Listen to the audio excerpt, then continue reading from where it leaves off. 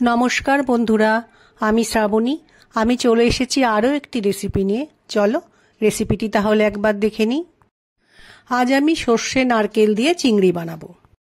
রেসিপিটি বানানোর জন্য একটু বড় সাইজেরই চিংড়ি নিয়েছি।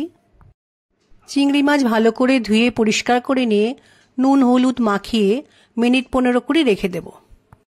20 মিনিট পর চিংড়ি মাছগুলো ভেজে নেওয়ার জন্য গ্যাসে একটা ননস্টিক প্যান বসিয়ে নিয়েছি। প্যানটা গরম হয়ে গেছে। এবার একটু সর্ষের তেল দিয়ে দিলাম। তেল ভালো মতো গরম হয়ে গেছে। এই সময় আমি একটা একটা করে চিংড়ি মাছ দিয়ে মাছগুলো সব ভেজে নেব।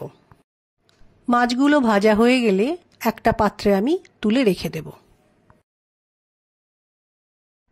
মাছগুলো যখন ভাজা হচ্ছিল ঠিক সেই সময় একটা বোলের মধ্যে বড় চামচের 4 চামচ সর্ষে পাউডার দিয়ে একটু জল আর একটু নুন দিয়ে আমি ভিজিয়ে রেখেছিলাম। এবার আমি মাছ ভাজা তুলে নিয়ে ওই তেলেই একটু কালো জিরে ফোড়ন দিলাম এবং কালো জিরেটা ভাজা হয়ে গেলে যে সর্ষেটা ভিজিয়ে রেখেছিলাম সেটা দিলাম, দিয়ে খুব ভালো করে মিশিয়ে নিলাম। গ্রেভিটা ফুটছে, ঠিক এই সময় একটু কাঁচা লঙ্কা কুচি দিলাম, পরিমাণ মতো হলুদ গুঁড়ো দিলাম, পরিমাণ মতো নুন দিলাম, ঝালের জন্য লঙ্কা গুঁড়ো দিলাম, স্বাদটা ভালো হবে একটু চিনি দিলাম।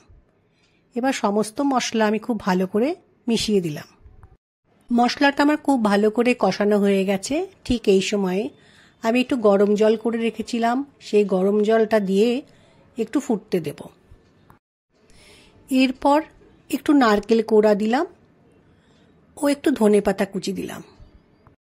নারকেল ও ধনেপাতা খুব ভালো করে মিশিয়ে নেওয়ার পর আমি গ্রেভির মধ্যে চিংড়ি মাছগুলো দিয়ে গ্যাসের ফ্লেমকে লো করে কিছুটা সময় রান্নাটা হতে দেব। মাছগুলো গ্রেভির মধ্যে দেওয়ার পর আমি ওপর থেকে 1 চামচ সর্ষের তেল দেব। সেটা তোমরা না চাইলে না দিতেও পারো।